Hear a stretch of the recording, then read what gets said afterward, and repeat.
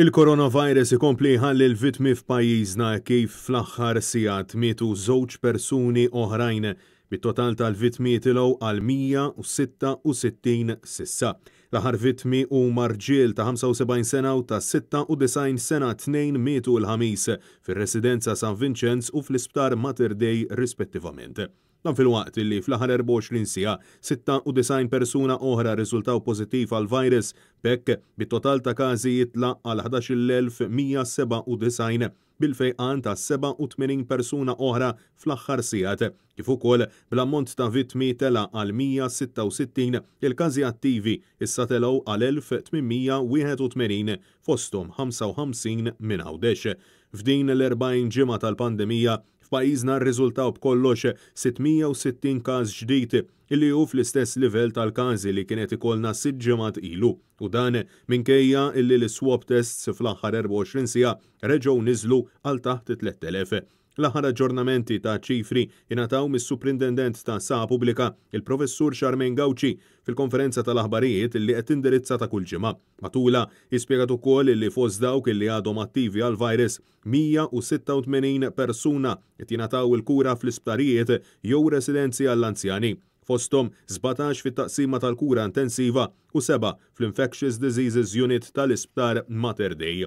Matul il-ġimgħa illi għaddiet l-aktar illi rriżultaw każi kienu fid-djar ta' każi preċedenti u fil-postijiet tax-xogħol b'164 u 51 każ rispettivament. Min-naħa l-oħra matul din il-ġimgħa rriżultaw 7 każi importati wara l-swab tests li qed isiru fl-ajruport internazzjonali. L-aktar kategorija ta' età illi rat każi ġodda matul din il-ġimgħa kienet dik ta' bejn il-25 u l-34 sena bil-Professur Gauci tappella għal kawtela issa illi ninsabu ġimagħtejn biss il-bogħod mill-festi tal-milied.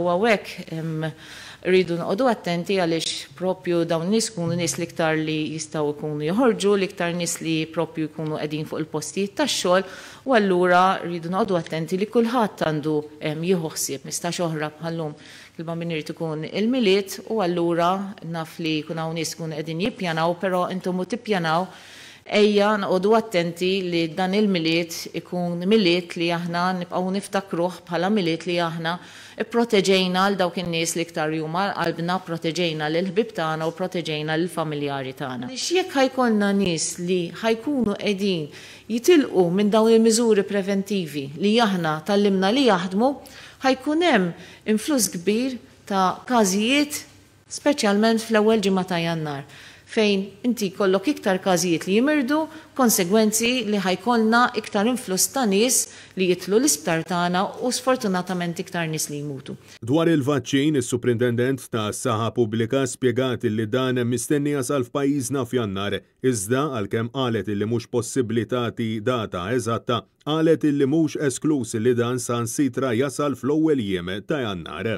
Nafu li fit-29 ta' Disember ħajkun qegħdin jiltaqgħu allura jkun mistenni li inti jkollok fl-ewwel ġimgħa li propju inti jkollok il-vaccines available, però id-data eżatta titħabbar iktar qrib. Il-Professur Gauci serħet ras il-poplu Malti wawċi illi l-awtoritajiet tas-saħħa se jaraw illi ikun hemm biżżejjed taż-żewġ dożi li kull persuna se jkollha bżonn tieħu. Dwar jekk nisa tqal u se jkunu qed jingħataw il-vaċċin, is-Suprintendent tas-Saħħa Pubblika qalet illi dawn sissa mhux se jkunu offruti minħabba li sissa għadhom ma sarux it-testijiet meħtieġa fuqhom. Professur Charmaine Gauci tennit ukoll l-appell biex fejn possibbli wieħed iniżżel jew jinstalla l-app COVID Alert Malta dan hekk kif sissa ftit aktar minn 87,000 persuna jew 18% qed jagħmlu użu minnha.